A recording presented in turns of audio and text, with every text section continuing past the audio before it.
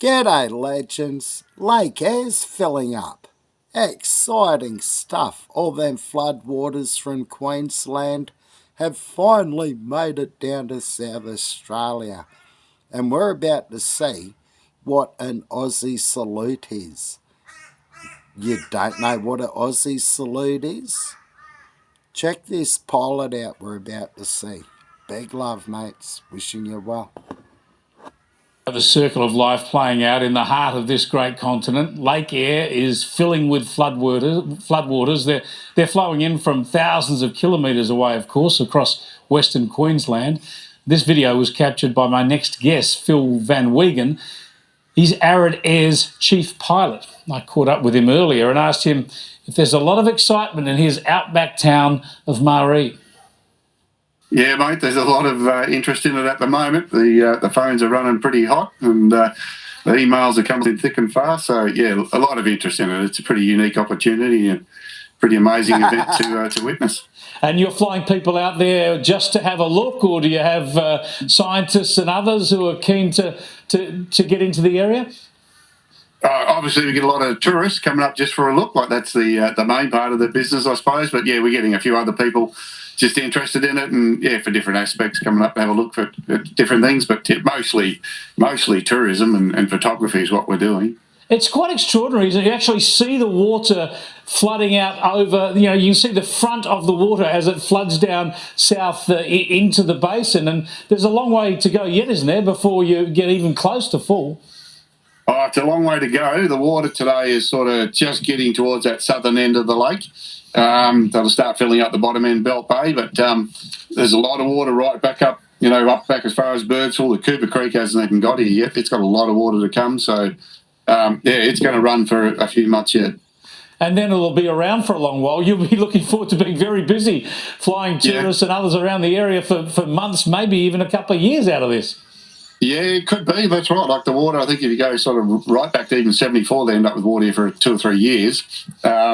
This one you'd expect is going to stick around for a while, especially if we get a little bit more rain again even next year, because the system will have quite a lot of water in it. So I guess it's probably going to keep water in there for a while, absolutely. Now, but this year it's going to be big. Yeah. Is there any sign already of wildlife coming in? Birds, pelicans, or even seagulls, have they cottoned onto this and started to move inland? Yeah, the birds are definitely on it. They're a bit sharper than the rest of us. They're moving in already. So there was this bit of a surge of birds right at the start. The pelicans, they tend to, and other birds, they tend to come down with that surge of water as it's coming into the lake. There's a lot of fish and stuff push into the front of that water. So they're obviously in there getting a feed.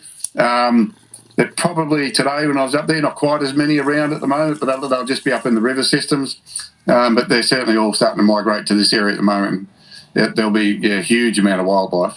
I just want to show a clip from the last really big flood in the area about 16 years ago to give people an idea of what we're heading for in coming months. This is from 2009. Had the early explorers ventured out to Central Australia in a season like this, they would have been forgiven for believing that they truly had discovered Australia's inland sea.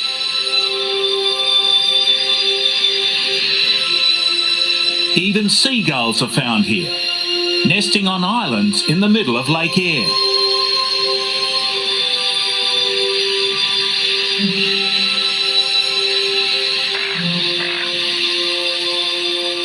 It's an astonishing transformation. This is what the lake normally looks like. A glistening white salt pan, 140 kilometres long and 80 kilometres wide. Wow, it's a hell of a transformation, Phil. You're getting a bird's eye view of it. It must be amazing to watch. You had a bit of a flood a few years back. Have you seen anything like this before? Do you know exactly what you're going to be looking at in coming months? No, look, I don't think anyone knows exactly what's, we know there's, with the Diamantina, there's a lot of water going to come in. So that's, that'll be as big as 2010, 2011, just the Diamantina alone. So we've got an idea there. But then with the Cooper Creek coming in on top of it as well, I guess that's going to, mount up. It'll be anyone's guess as to how much will end up in the lake. We just know it's going to be a lot of water. And just the flow alone coming down what we call the Warburton Groove flowing into the lake at the moment, like it's it's probably a 30-second flight just across that flow of water at the moment. Just it's so wide already. So, probably 45 seconds to get across it. Yes, so isolated though, right? I'd love to get up there and see it. I hope maybe I will, but just to give people a bit of an idea, plug your business as well. They've got to get to Maree first. How do people get to Maree? I mean, it would be a 12 or more hour drive from Adelaide if you were going to Maree? No, I'm actually a bit less than that. It's about 7 hours from Adelaide. So we're 4 hours north of Port Augusta, but we're bitumen all the way to the front door. Murray's at the end of the bitumen. So we're an easy strike. You can get here in any vehicle and, give us a buzz and we'll get you up there and go and have a look at this amazing event. Perfect stuff. 7 or 8 hours up the road from Adelaide and then go out and have a look and pop into the Flinders on the way back. I'm envious of you, Phil. It looks fantastic and thanks so much for sharing your experience with us. All good. Thanks, Chris. Yeehaw! Oh, we should play a song, eh? If you don't know, the Aussie Salute is wiping flies off your face. Crikey. Wishing you well. What song have we got?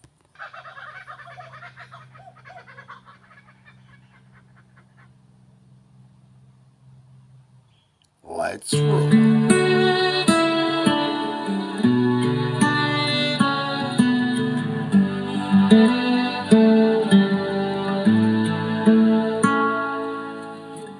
Aussie has a lazy Sunday Harvey, stubby in your hand, snag on the barbie. Aussie has nippers on the beach, kids on the veranda, feeding lorikeets. It's a blue tongue in the garden, it's a footy on the roof, it's a cheeky kookaburra laughing at you. It's 100 different cultures all rolled into one. Let's call them Barry Baz, Sharon Shaz, it's Aussie as.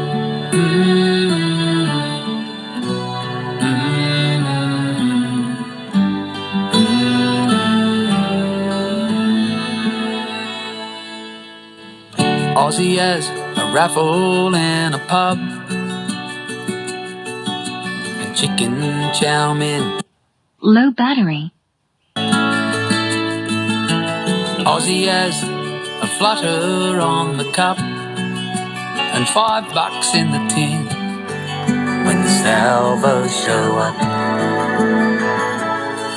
It's a bugle call at sunrise, it's a pinned on rosemary sprig, it's a rum and milk, a 10 on tails, every April 25th.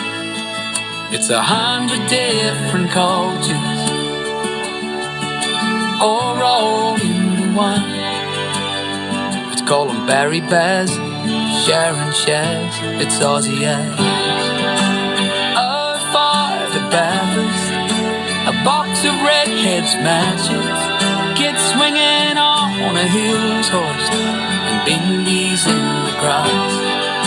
A cyclone called Tracy, a ginger boy named Blue, and Jack and Jillaroo. Now that's Aussie as. Yachts on Boxing Day, and that big smile on Luna Park's face. It's a simple word like sorry, it's a flag to call your own.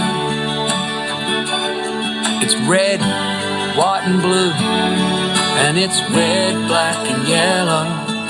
It's 100 different cultures all rolled into one. Let's call them Barry Baz, Sharon Shaz, it's Aussie as.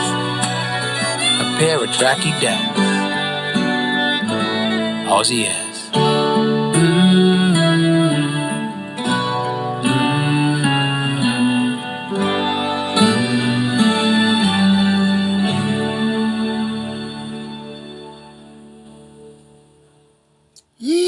Ha! Well, I hope you enjoyed that.